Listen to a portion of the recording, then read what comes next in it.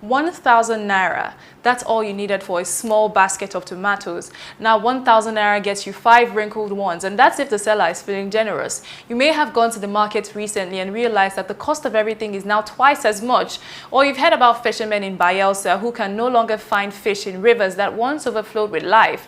But what if I told you that all of this, the rising food prices, disappearing rivers, floods swallowing farms, and the stifling heat that scorches crops is all connected to one thing: climate change. Across Nigeria, farmers are battling severe droughts. Rivers that once sustained entire communities have vanished, taking with them their lifeline for agriculture, nutrition, and livelihood. First of all, let's take a listen to the realities some of these farmers are facing.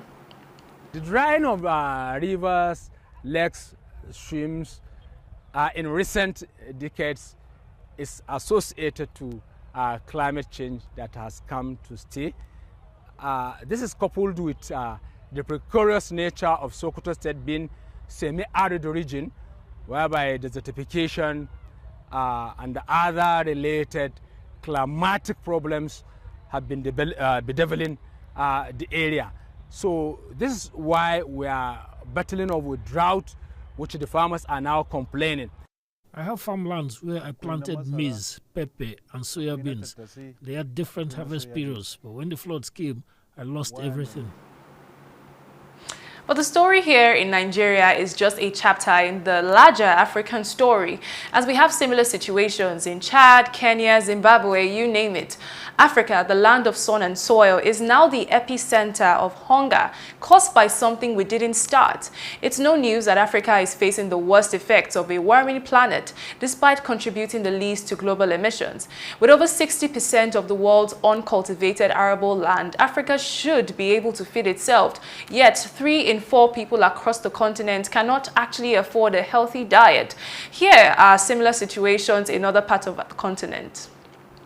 We buy from farmers at a high price. Add to that the cost of transportation because of bad roads and rising energy costs.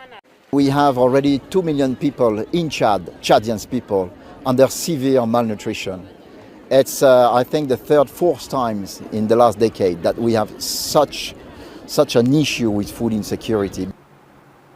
But unfortunately, this impact doesn't stop at food security, but it cascades into a dangerous shift in diets, as the rise in the price of fruits and vegetables has forced low-income families to rely on cheaper, less nutritious food, which, according to research, is contributing to a high rise in cancer, diabetes, and heart diseases.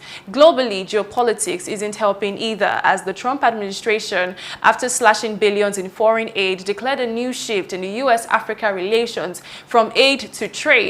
And that transition has left a gaping hole in food and climate resilience across the continent, with the USAID, which once supported critical agriculture and emergency food programs, now gone.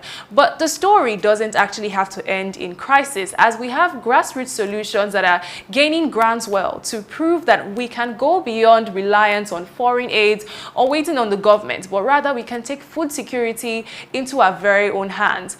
In Sheda Village, for instance, a rural community in Abuja, Nigeria, a civil society group trained 200 women to form a local seed network determined to conserve rare and lost crop varieties. And when the markets fail and the imported seeds vanished, they fall back on these ones that they have stored. Here's a bit on the story. Impact. You will see here in this community and other communities, it's devastating. It's about survival. When we talk about climate change, we talk about, for example, where there's less rainfall. And most of these crops are not resistant to or resilient to drought. So, but we've also found out that there are many of these indigenous crops that have inbuilt resilience, and there's high time we start saving those kind of crops. The essence of conservation is that we're able to protect what we have now for our benefit, for sustainable use, that we can still have more, that in the nearest future, our children and children's children will still benefit from what we are benefiting. Very inspiring story there, which the full documentary is actually on our Grassroots TV platform. So feel free to check out the documentary on our platform. And recently, I also interviewed a former permanent secretary in the Lagos Ministry of Environment who, long after her official duties ended, she has still dedicated herself to growing a diverse garden in her backyard, showing ordinary Nigerians like us how to cultivate food security in our urban spaces. In our podcast episode, she explained how even limited space and recycled containers can yield tomatoes, peppers, and herbs for the home. Take a listen. We should wake up to agriculture, actually.